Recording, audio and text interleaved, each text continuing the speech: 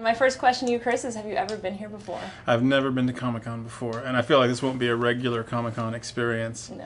Since the Twilight fans are out in force. And I really what I want to do is slip under the radar and geek out for about an hour at the end of the day, which is what I'll do. The problem is, though, you under the radar is right now before your panel. As soon as you have your panel, there may not be any more under the radar. But there's a nefarious plan because they're showing Twilight again this evening. I think that'll suck up all the Twi fans, and they'll be able to kind of mingle amongst my fellow geeks undetected, hopefully. Both Kristen and Rob, you guys talked about in the press conference how much you love New Moon, and that's your favorite book of the series. Can you tell us a little bit more why that's the one that really does it for you? For me, just because it was the most challenging. I mean,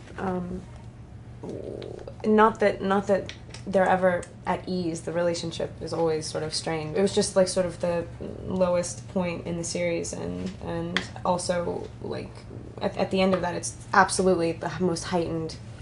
I mean, the scene where we sort of forgive each other and get back together. It happens within. I mean, it happens in 10 seconds, and like no talk. We don't even need to talk about it. It was like the one that affected me the most. I hadn't read the book before the idea of doing the film came up. I just love the cast. I think they're very talented young actors. And then when I read the book, you can really see the kind of archetypal longing that it embodies.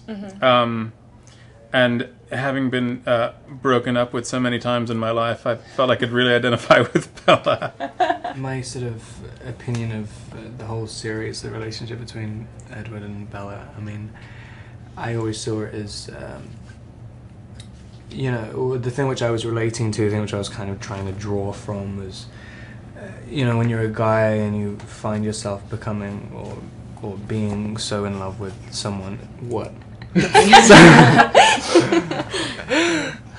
I'm just looking at you on a TV. You're on a roll. I think you should keep going.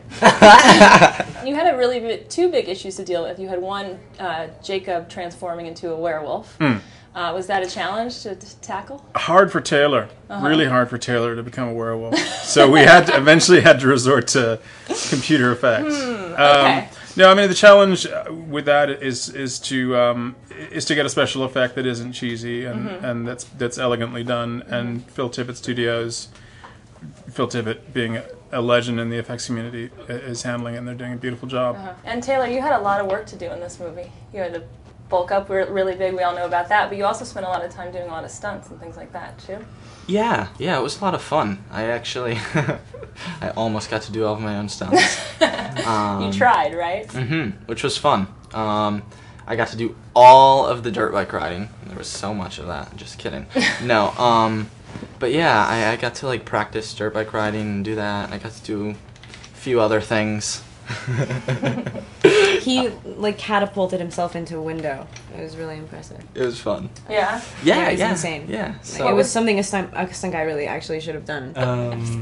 You find yourself like in love with someone or something, and and you know it becomes you start to see too much of yourself. You become too aware of yourself. Shut up. God. Yeah, and then he starts to. I can't concentrate anymore.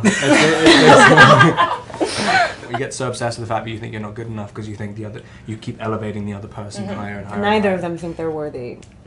But Bella's the one who can like handle her stuff, and Edward is just an idiot. And New Moon is like, it's the only time where in Twilight he can think in these absolutes.